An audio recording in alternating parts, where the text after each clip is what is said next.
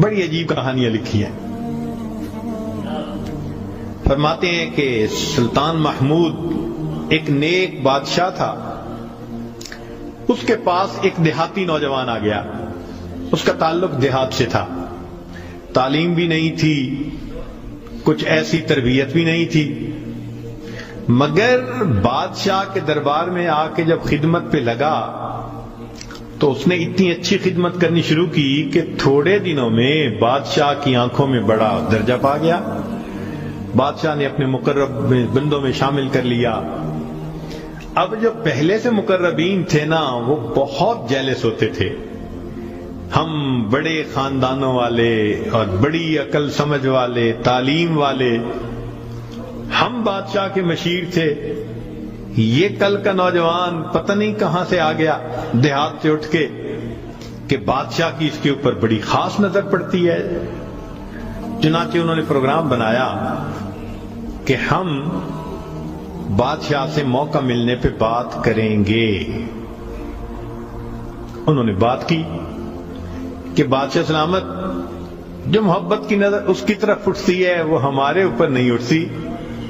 حسب میں ہم اچھے, نسب میں ہم اچھے, مال میں ہم اچھے, عقل میں ہم اچھے, لیکن محبت کی نظر اس کو جو مل گئی وہ ہمیں نہیں مل رہی.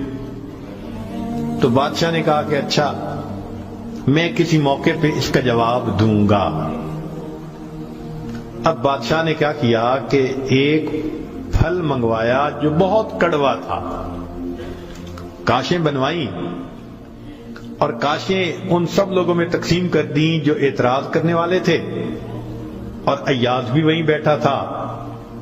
تو جس جس کو وہ کاش ملی اس نے منہ میں ڈالا, تھو تھو. بادشاہ سلامت بڑا بہت کڑوا, توبہ توبہ بہت کڑوا. سب نے اپنے منہ سے وہ پھل نکال دیا اور کہا کہ بادشاہ سلامت یہ بہت کڑوا ہے. تو بادشاہ نے جب ایاز کو دیکھا تو وہ مزے سے کھا رہا تھا.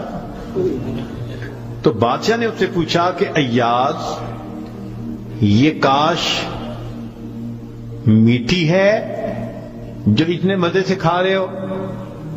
اس نے کہا بادشاہ سلامت ہے تو کڑوی, کھاتے کیوں جا رہے ہو؟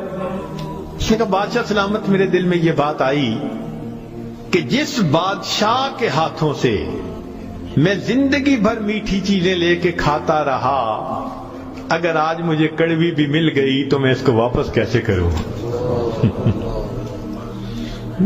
عمر بھر میٹھی چیزیں لے کے کھاتا رہا, آج کڑوی بھی مل گئی تو واپس کیسے کروں؟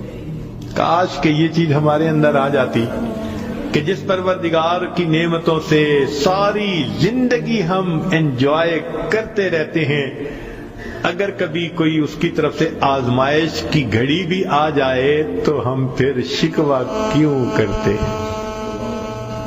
اب بادشاہ نے سوچا کہ بھائی یہ لوگ جو بہت اعتراض کرنے والے تھے نا, ان کے سامنے کوئی اور ایسا ہیلا کرنا چاہیے کہ ذرا ان کو بات سمجھ میں آ جائے.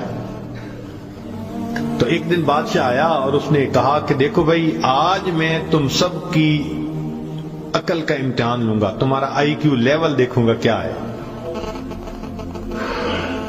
اور میں دیکھتا ہوں کہ کون اس میں پاس ہوتا ہے. اب جب بتا دیا تو سب بڑے محتاط ہو گئے. بادشاہ نے ایک موٹا سارا ہیرا دکھایا, دیکھو یہ کتنا قیمتی ہے, کتنا چمکدار ہے, اور ایک ہتھوڑا بھی ساتھ دیا, اور پہلے کو کہا کہ جی یہ ذرا ہیرا جو ہے توڑ کے دکھاؤ. اب وہ سمجھ رہا تھا کہ بادشاہ نے ہم سے امتحان لینا ہے ہماری سمجھداری کا. تو اس نے کہا بادشاہ سلامت یہ ہیرا تو بہت قیمتی ہے, اتنے کیرٹ کا اور بالکل بے عیب ہے, کوئی فلاں نہیں, فلاں لیس ہے, لہذا اس کو تو نہیں توڑنا چاہیے. بادشاہ مسکرایا, کہنے لگا ہاں بہت اچھا. تو وہ سمجھا کہ بھائی میں نے بادشاہ کو کنونس کر دیا, چنانچہ دوسرے کو دیا, اس نے بھی اسی قسم کی لاجک, تیسرے کو دیا, اس نے بھی لاجک.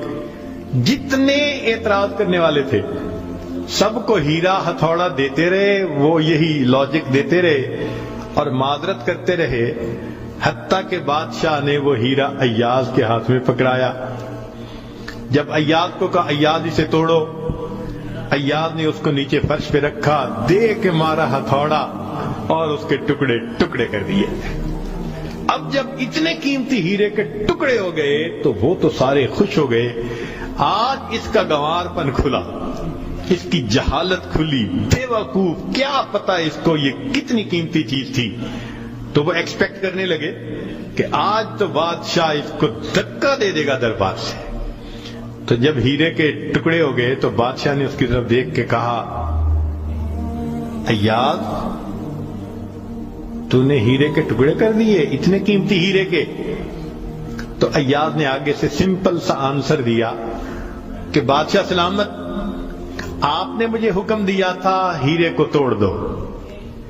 اب میرے سامنے دو آپشن تھی، یا تو اتنے قیمتی ہیرے کو توڑ دیتا، یا پھر میں انکار کرتا تو آپ کے حکم کو توڑ دیتا۔ میری نظر میں آپ کا حکم ایسے سینکڑوں ہیروں سے زیادہ قیمتی تھا، لہذا اس کو کم قیمت سمجھتے ہوئے میں نے آپ کے حکم کو نہیں توڑا، میں نے ہیرے کو توڑ دیا۔ تو بھئی جتنا ایاز کے دل میں بادشاہ کے حکم کا احترام تھا، کاش ہم بندوں کے دل میں پروردگار کے حکم کا ایسا احترام آ جاتا۔ ہم خواہشوں کو توڑ دیں، تمناؤں کو توڑ دیں، اپنی امیدوں کو توڑ دیں، ہم کبھی بھی حکم خدا کو نہ توڑیں۔